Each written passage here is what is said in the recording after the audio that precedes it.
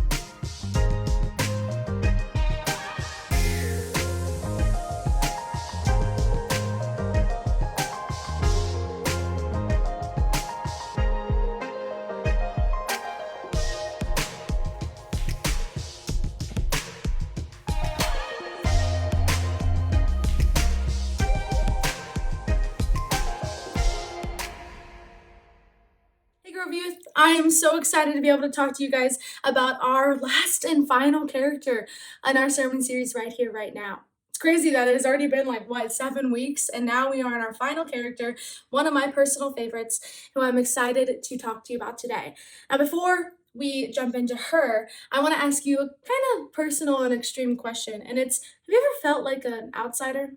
Have you ever felt like you were in a spot with a group of people and you just totally did not belong whatsoever? You did not have the qualifications to be there or the similarities or anything like that, and you just wanted to disappear.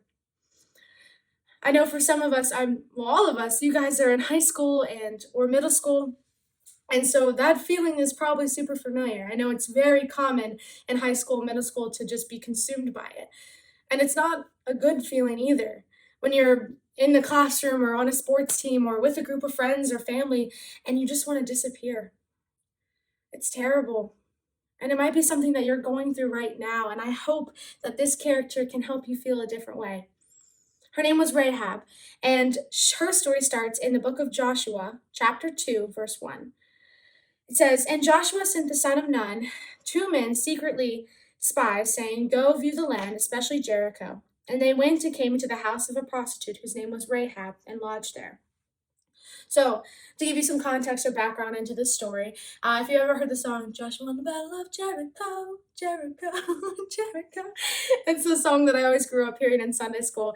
But that's this story. It's Joshua winning the Battle of Jericho. Essentially, the Israelites had been wandering for 500 years now through the desert because of their grumbling and complaining, and now finally this moment before them, the promised land, Jericho. Of course, it's filled with people, it's filled with inhabitants. So Joshua, the leader, goes and tells 2 spies and sends them into the land. Tells them, go and figure out what's going on. What are their defenses and what are they good at? What are they bad at and everything. So the 2 spies go into the land and observe it, and they end up at our character's house, the house of Rahab. Now you might notice right off the bat that Rahab is a prostitute. Rahab isn't an Israelite. And that's why she sticks out like a sore thumb in terms of our other characters. She wasn't a queen like Esther or a prophet like Jonah or a member of the church like a Priscilla and Aquila. Rahab was on the opposite team. She was a part of the people that were in the promised land. She was a part of the people that God was about to deliver into the Israelites' hand. But the spies end up at her house. And the story goes on in verse 2. It says, "And it was told to the king of Jericho, 'Behold, men of Israel have come here tonight to search out the land.'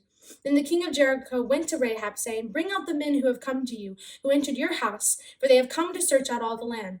But the woman had taken the 2 men and hidden them. And she said, 'True, the men came to me, but I don't know where they are. And when the gate was about to be closed at dark, the men went out, and I don't know where the men went. Pursue them quickly, for you will overtake them.'" This was bold of Rahab. The king of Jericho had come to her door and said, "Hey, there's some guys that are trying to take down our land, and I know that they're here, or at least they were here, and we want to kill them." And Rahab, not really knowing anything about the guys, lied to her king and said, "I don't know where they are." And at first you think, why in the world would she do that for strangers? If 2 strangers ended up at your house and were like, "Hey, hide us," and you do for some reason, and then the police come knocking and say, "Hey, those guys are bad guys, we need them," I'm assuming if you have good conscience that you would immediately let them out of your house, right? Right. So it's weird that Rahab does this, but we find out later why. She says, so she told them to quickly go, but then she says, "But she had brought them up to the roof and hid them with the stalks of flax that she had laid in order on the roof.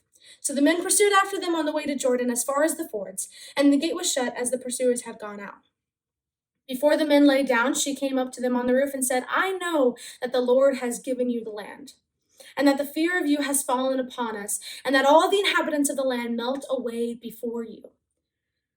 So Rahab knew that they were Israelites, and that's all she needed to know, I have to hide them, and I have to be on their side. Not because they were some great, amazing men, but because she knew who their God was. Isn't that amazing? She didn't have to know anything else. She didn't have to know anything about them. She didn't know how their background or anything like that. She knew that they served the God who split the Red Sea, who delivered them to the Amorites. She knew that was a part of the team that she wanted to be on. And so she hid those men and she told them, because of this, because I did this for you, I need your help. So she let them down by a rope. This is verse 15. She let them down by a rope through the window, for her house was built into the city wall, so that she lived in the wall. And she said to them, go into the hills of the pursuers will encounter you, and hide there for 3 days until the pursuers have returned. Then afterward you may go your way. The men said to her, we will be guiltless with respect to our oath of yours that you have made us swear. Behold, when we come into the land, you shall tie this scarlet cord in the window through which you let us down, and you shall gather into your house your father and mother, your brothers, and all your father's household. And then I'm going to jump down to verse 20. It says, but if you tell this business of ours, then we shall be guiltless with respect to our oath and that you have made us swear. And she said, according to your word, so be it. Then she went them away, and they departed, and she tied the scarlet cord in the window.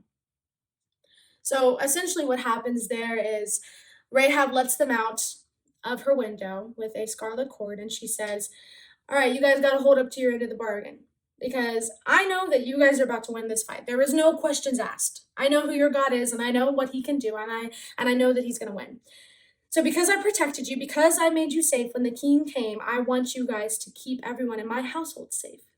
So the spies agree, and they say, okay, if you tie this scarlet rope to your house, anyone who is in your house the day that we come will be safe, no matter what. No questions asked. Whoever is in there will be safe because you saved us then. And that's one of the things that I love about Rahab in terms of how interesting of a character she is and how we can relate it to here today. Because you might be someone who has no background in the church. You know, I came from a family whose my great-grandparents were in church, my grandparents, my parents, everyone that I knew was in church, and we were all about church. But I have friends who came just simply because of curiosity. They wanted to know who God was, even though they had no ties to anything in the past. They just wanted to get a sense of who he was because they had heard of the things that he had done. But then they felt like that made them so underqualified. That might be you.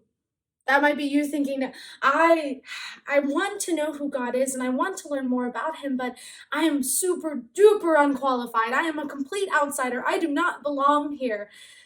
And I want to just immediately disband any more of those thoughts in your brain and tell you that that is not true at all. You are welcome just as you are, no matter what your background is, who your parents are, what they did, or what the people around you do. You are welcome into the house of God. He wants you. He wants your heart. He wants to know everything about you. He already knows everything about you, but he wants you to take comfort in who he is and know that he will be your strength, not because of your parents, not because of your qualifications or your resume or any of the things that make you good on this earth, but because simply that is who our God is. That is the God we serve. He abounds in mercy and love and grace for his children, and he wants to share that with you. So right here, right now, will you stop questioning yourself? Will you stop offering your background as an excuse and stop thinking that those are the things that defines you? Because when you're here in the house of God or even in your home or anywhere and God is with you, he doesn't care about any of those things. Those are excuses. They mean nothing to him because he simply wants to love you for who you are. And that is an amazing thing. That is so great of a thought to take on to. And just to continue Rahab's story, so of course they win the battle of Jericho and the walls come tumbling down. And it's a great victory and Rahab and her family are saved. But what's interesting is that Rahab then becomes the mother of Boaz, who marries Ruth. And I don't know if you know Ruth and Boaz, but they're a story later on. And, that's a really awesome thing that we can learn about. And then it goes on and on and on and on and on. And she eventually becomes the great something rather grandmother of Jesus, the Jesus. Rahab, the prostitute, the one who seemingly had no ties to the kingdom of God, becomes the great-grandmother of the greatest picture of love and of purity and this world has ever seen. it's just proof. It's just proof that it doesn't matter where you've come from, God can do amazing things with you.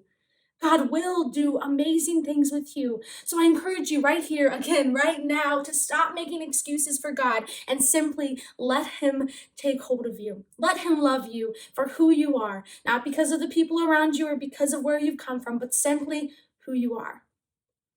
I hope you guys can take hold of that today, and I hope that you can continue to study the characters that we have studied, and I hope that one of them meant something to you, and I pray that it sticks with you as you go on through the rest of our year. Thanks.